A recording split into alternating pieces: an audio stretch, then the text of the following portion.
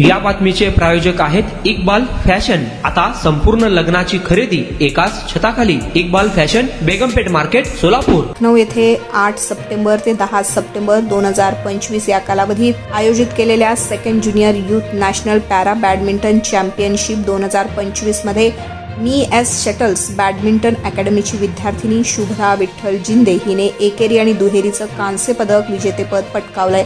शुभ्रा जिंदे यांना प्रशिक्षक हर्षद शेख आणि श्रीधर शहादाफुळे यांनी प्रशिक्षण दिले।